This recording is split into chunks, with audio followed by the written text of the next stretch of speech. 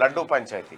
సరే, ఈడబ్ల్యూఎస్ తర్వాత cost census, Rahul Gandhi గారు లేవట్టినటువంటి అంశాలు, వాటికి సమాధానము, వీటి అవన్నీ పక్కకు పోయి తిరుపతి లడ్డు పైన ఇప్పుడు ఒక వివాదం చెలరేగింది. ఏంది అనంటే, తిరుపతి లడ్డూలో ఆవు లేదంటే పంది కొవ్వులను నూనెగా మలిచి తిరుపతి లడ్డూలను తయారు చేయడానికి పంపించారు. తద్వారా తిరుపతి లడ్డు అంతా కల్తీ అయిపోయింది అనేటువంటి ఆందోళన రేకెత్తింది. సో తిరుపతి లడ్డు మనందరికీ తెలిసిందే, మనందరం కూడా చాలాసార్లు చాలా ఇష్టంతో తినేటువంటిది. అది కొంచెం తింటే సరిపోయేది కాదు, అది కొద్దిగా ఎక్కువనే తింటారు. దాన్ని తిరుపతి లడ్డూని పవిత్రంగా భావిస్తారు చాలా మంది. ఇక్కడ దాని చుట్టూ చాలా రకరకాలైనటువంటి అంశాలు తెరపైకి వస్తూ ఉన్నాయి. తిరుపతి లడ్డుకు పేటెంట్ ఉంది, ఆ నమూనాలో ఇంకెవరు తయారు చేయనీకి లేదు. సో చాలా సుదీర్ఘకాలం నుంచి ఆ లడ్డూని తయారు చేస్తూ ఉన్నారు. ఆ లడ్డు తయారీ కోసం ఆవు నెయ్యిని, కుంకుమ పువ్వుని, ముంతమామిడిని, రకరకాల వస్తువులు వాడి దాన్ని తయారు చేస్తారు. చాలా అత్యంత టేస్ట్ కూడా ఉంటుంది అది. ఆ టేస్ట్ విషయంలో కూడా ఎక్కడ రాజీ లేదు. సో జూలై నెలలో ఆవు నెయ్యి, కల్తీ నెయ్యి టీటీడీకి వచ్చింది. తద్వారా లడ్డూలు తయారు చేసిరు. అవి భక్తులకు వితరణ కింద ఇచ్చారు, లేకపోతే ఇవన్నీ చేసిరు. కాబట్టి ఇవన్నీ అపవిత్రం అయిపోయినాయి అనేది తెలుగుదేశం పార్టీ చంద్రబాబు నాయుడు గారు చెప్పినటువంటి మాట. దాంతో వివాదం రేకెత్తింది. మీడియా అంతా కోడై కూర్చింది. అన్ని నేషనల్ మీడియాలు కూడా ఆ టాపిక్ని అందుకున్నాయి. చర్చ విస్తృతమైంది. లడ్డు ఎందుకు అపవిత్రమైంది అనేటువంటి ఒక చర్చ సాగుతోంది. వెంకటేశ్వర స్వామి అందరికీ, చాలామందికి ఆరాధ్య దైవం. మేము కూడా చాలాసార్లు పోయినాం. సరే, ఏదేమైనప్పటికీ కూడా అలా జరగాల్సింది కాదు. ఒకవేళ అది నిజమైతే మరి ఆధారం ఏంటి అనుకున్నప్పుడు ఎన్డీడీసీ ల్యాబ్కు సంబంధించినటువంటిది రిపోర్ట్ ఒకటి ఆధారంగా చూపిస్తూ ఉన్నారు. ఆ రిపోర్ట్లో ఏముందంటే, దెర్ ఈజ్ ఏ ఛాన్స్, అవకాశం ఉంది, కలిసినట్టుగా జంతువుల కొవ్వు కలిసినట్టుగా అనుమానం ఉంది అనేది ఆ రిపోర్ట్లో క్లియర్గా మెన్షన్ చేయడం జరిగింది.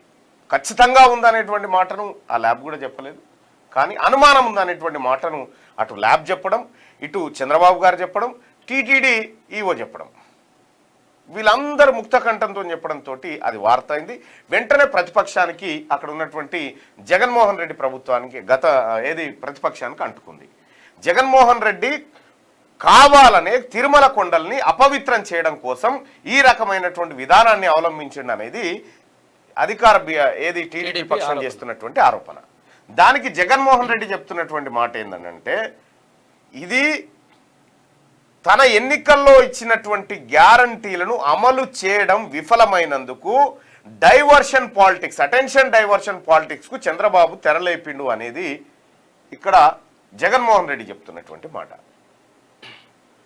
సో మరి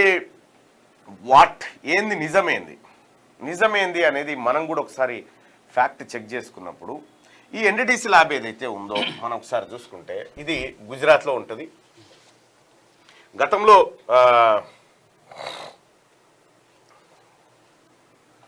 గతంలో ఈ తిరుమల కోసం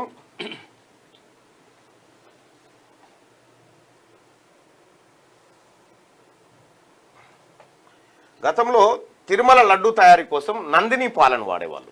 మీకు గుర్తుందో లేదు, కర్ణాటక నందిని పాలు వాడేవారు. అయితే కర్ణాటక ఎలక్షన్ సమయంలో కరెక్ట్గా ఒక కాంట్రవర్సీ వచ్చింది. ఏంది అనంటే, నందిని పాలు వర్సెస్ అమూల్ పాలు మధ్యలో ఒక పంచాయతీ జరిగింది. అక్కడ నందిని పాలు వర్సెస్ అమూల్ పాల మధ్య పంచాయతీ జరిగితే నందిని లోకల్ పేరుతోటి, సో నందిని వైపు కాంగ్రెస్ పార్టీ ఉంది, అమూల్ వైపు భారతీయ జనతా పార్టీ ఉంది. అది పాల వరకు కూడా ఆ యుద్ధం పోయింది. సహజంగానే అది లోకల్ని కొంత రిప్రజెంట్ చేసింది నందిని పాలు. అయితే ఆ నందిని పాలకు సంబంధించినటువంటి కంపెనీయే ఇక్కడ ఇచ్చేవాళ్ళు. అయితే నందిని పాలు కాకుండా తర్వాత వేరే కంపెనీకి అప్పచెప్పిండు జగన్మోహన్ రెడ్డి. తర్వాత వేరే వాళ్ళకి అప్పచెప్తే వాళ్ళు మొత్తం కూడా కల్తీ national dairy development corporation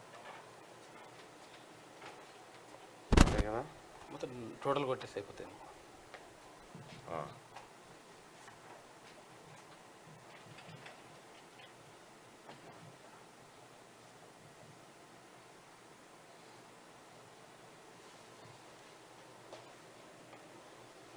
NRDC national కాదు కదా, డైరీ అంటుంది, డైరీ అని ఒక్క నిమిషం ఇప్పుడే పంపిస్తాం. అయితే ఈ నందిని పాలకు సంబంధించినటువంటి వివాదం ఉంది కదా, సరే ఆ తర్వాత జగన్మోహన్ రెడ్డి గారు ముఖ్యమంత్రి అయిన తర్వాత నందిని పాలను తీసేసి ఇక్కడ ఏఆర్ మిల్క్ సంబంధించినటువంటి డైరీ దగ్గర నుంచి మళ్ళా తీసుకురావడం జరిగింది.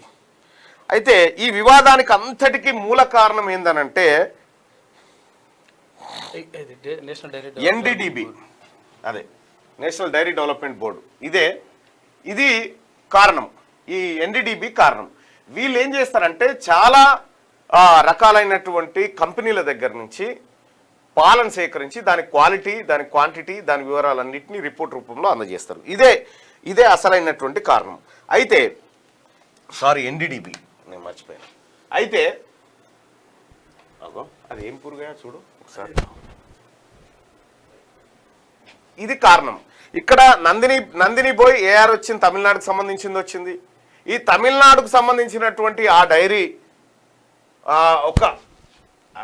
మన డిఎంకే ఆ తర్వాత ఇతర పార్టీలకు సంబంధించినటువంటి ఎలక్టోరల్ బాండ్ల విషయంలో ఉన్నట్టుగా తెలుస్తూ ఉంది.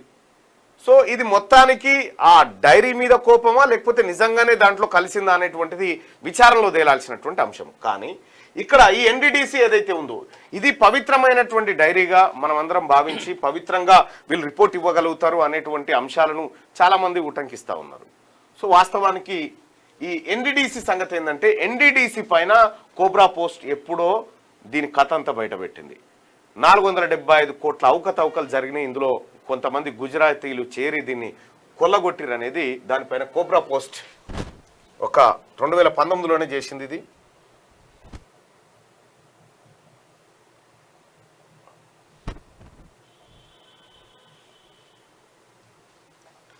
గట్టిగా డైరీకి సంబంధించి cobra post has unearthed a scam that the top management of National Dairy Development Board has braved in the backyard by illegal creating 6 producer companies and putting in the more than 475 crores అని cobra post 2019లో వేసింది.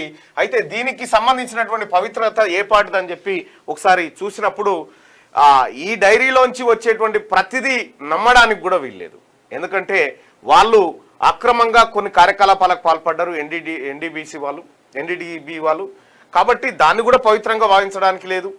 ఇటు చంద్రబాబు నాయుడు మాటలు కానీ అటు జగన్మోహన్ రెడ్డి మాటలు కానీ వీటిని ఏటిని నమ్మడానికి వీల్లేదు. వాస్తవం ఏంది అనేది తేలాలి. నిజంగా వాస్తవం ఏంది అనేది ఇప్పటి వరకు అయితే అధికారికంగా ఎవరు చెప్పినటువంటి మాట లేదు. అవకాశం ఉందనేటువంటి మాట చెప్పినారు. తద్వారా చాలామంది భక్తులకు ఇబ్బంది జరిగింది. ఓహో మేము ఆవు ఏది జంతువుల కొవ్వుతోటి మేము తయారైన లడ్డూ తిన్నామా అనేటువంటి ఒక ఫీలింగ్ మాత్రం కోట్లాది మంది భక్తులకు వచ్చేసింది. ఇది అత్యంత ప్రమాదకరమైంది. దీన్ని చాలా మంది ఖండించరు. వెంటనే నడ్డా కూడా దాని శాంపిల్స్ దానికి సంబంధించిన రిపోర్ట్ అడిగిండు హెల్త్ మినిస్టర్. ఇట్లా రకరకాలుగా ఈ అంశం స్ప్రెడ్ అయిపోయింది. సో వాస్తవం ఏంది అనేది మనం చూస్తే ఒక ఆయన నిన్న మన దాంట్లోనే ఒక ఆయన పోస్ట్ చేసిండు. ఏమని తీన్మార్ మల్లన్న గారు కింద కామెంట్లలో ఉంటా చూడండి. ఆయన ఏం పోస్ట్ చేసిండంటే అటువంటి వాళ్ళ అభిప్రాయాన్ని కూడా మనం చూడాల్సిందే. ఎందుకంటే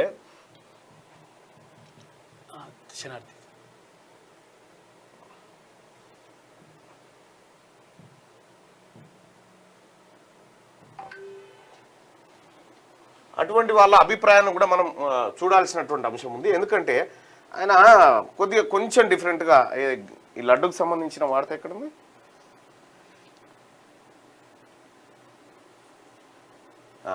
ఇదేం ఘోరం గోవిందా అనేటువంటి దీంట్లో నేను చూస్తూ ఉన్నప్పుడు పబ్లిక్ ఒపీనియన్ ఏందనేది ఒకసారి చూసినప్పుడు తీన్మార్ మల్లన్న గారికి నమస్కారం. సమస్య ఏమిటంటే నేను గత 2008 నుండి భూమి కాస్తులో ఇది కాదులే కానీ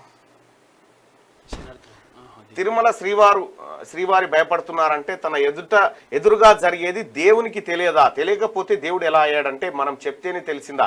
ఇప్పుడు ఆశ్చర్యపోతున్నారా? శ్రీనివాస అని చెప్పి ఒక ఆయన పందాలు పెట్టుకొచ్చిండు తిరుపాల్ రెడ్డి అనేట ఆయన. అంటే ఇంత తన ప్రసాదంలో కల్తీ జరుగుతున్న విషయాన్ని శ్రీవారు గుర్తించలేకపోయాడు అనేది ఆయన అభిప్రాయం. ఇటు నెయ్యి కల్తీ అయిందనేది చంద్రబాబు అభిప్రాయం. ఇది డైవర్ట్ చేయడానికి, ప్రజల మూడ్ని డైవర్ట్ చేయడానికి చంద్రబాబు ఆడుతున్న నాటకం అని జగన్మోహన్ రెడ్డి అభిప్రాయం. ఆ ల్యాబోడేమో వాడిచ్చింది ఏంది, ఉంటే ఉండొచ్చు అనేటువంటి మాట అందులో చెప్పిండు. కేంద్రం వెంటనే స్పందించింది. దీనిపైన ఎంక్వైరీ, కోర్టులో పిటిషన్ కూడా పడ్డది. వాస్తవానికి ఈ లడ్డూ పంచాయతీ జూలైలో జరిగింది. జూలైలో వచ్చినటువంటి నెయ్యిని అది బాగలేదని తిరిగి వాపస్ పంపించిరని చెప్పి ఆ డైరీ వాళ్ళు చెప్తా ఉన్నారు. టెస్టింగ్ రిపోర్ట్తో పాటు లారీల్లో పంపిస్తామని చెప్తా ఉన్నారు.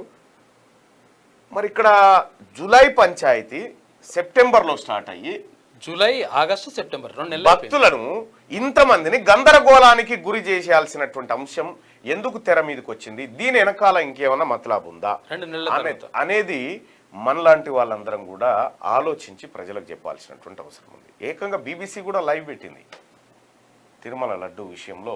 బీబీసీ వాళ్ళు, తెలుగు వాళ్ళు కూడా ఏదో లైవ్ పెట్టి పవిత్రం గురించి మాట్లాడుతూ ఉన్నారు.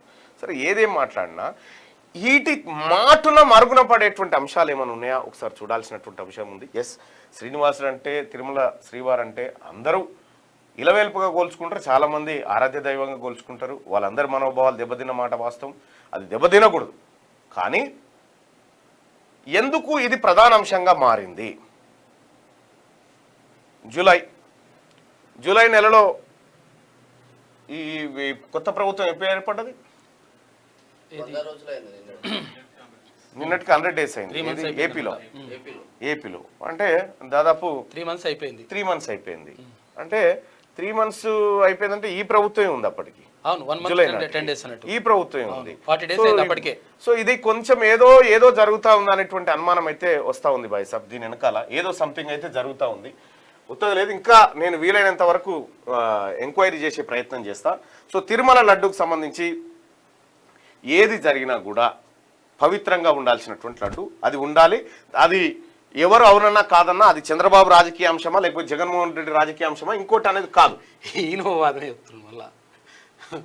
దేవుడే చేప పంది అంటే ఇప్పుడు ఫ్లాక్సీలో మత్స్య అవతారం, కూర్మ అవతారం, తర్వాత వరాహ అవతారం అంటారు కదా. అయినప్పుడు అపవిత్రం ఎట్లయితుంది? ఆయన మీ వాదన, మీ అభిప్రాయాన్ని తెలియజేయడంలో తప్పులేదు. మీ అభిప్రాయాన్ని తెలియజేయడంలో తప్పులేదు. అయితే కొంతమందికి ఏంటంటే అసలు అది పవిత్రమైనటువంటి, కొంతమంది పవిత్రమైనటువంటి అంశంగా దాన్ని చూస్తూ ఉన్నారు. 5 years quality of laddu decrease అయిందని చెప్తా ఉన్నారు. విఎన్ఆర్ డైరీ నకరకల్ దగ్గర ఫేక్ది, ఇది రెడ్డిలదే, దీని గురించి మాట్లాడన్నాను. ఒక్క డైరీ ఏంది, అన్ని డైరీ.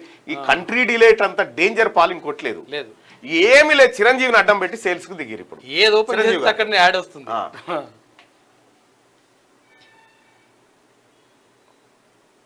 320 kgs నెయ్యి ఎక్కడైనా దొరుకుతుందా? ఎందుకు 320 రూపాయలు? ఎస్, ఇది ఒక అంశం ఉంది. ఎందుకంటే తక్కువ కోడ్ చేసిండు ఎవడైతే ఇప్పుడు డైరీ వాడు సప్లై చేస్తా ఉన్నాడు. కేవలం 400 రూపాయలు 500 రూపాయలకే తక్కువ కోడ్. దాన్ని రివర్స్ టెండరింగ్ లో వేసిరు, రివర్స్ టెండరింగ్ లో వేసి చేసిరు. సో అది కొంచెం అనుమానించదగ్గది. కానీ అతనికి ఎట్లా పోయింది ఈ కాంట్రాక్టు? దాని వెనకాల ఎవరు ఉన్నారు? 320 రూపాయలకు దొరకదు అసలు నెయ్యి, సాధ్యమే కాదు, దొరకదు. అట్లా సాధ్యం కాదు. కానీ మరి అది ఎట్లయిందో తెలియదు. మొత్తానికి తిరుపతి లడ్డు అంశం ఇలా అందరికీ హాట్ టాపిక్. ఇది ఒక అంశం. ప్రైవేట్ చేయడం కోసం డ్రామా అంటుండు. ఇగో మీరు ఒకటి గుర్తుంచుకోరు ప్రజలారని ఒకటి చెప్తా ఉన్నా. ఇప్పుడు ప్రజలు ఒకటి ఇదేమా అని అడిగే టైంకి ప్రజలకు వేరే స్టఫ్ పెడతారు అన్నట్టు. ఎవరైనా అంతే, రాజకీయ నాయకులు రాజకీయ డైవర్ట్ చేసే పాలిటిక్సే చేస్తే ఎప్పుడైనా గుర్తుపెట్టుకోర్రి.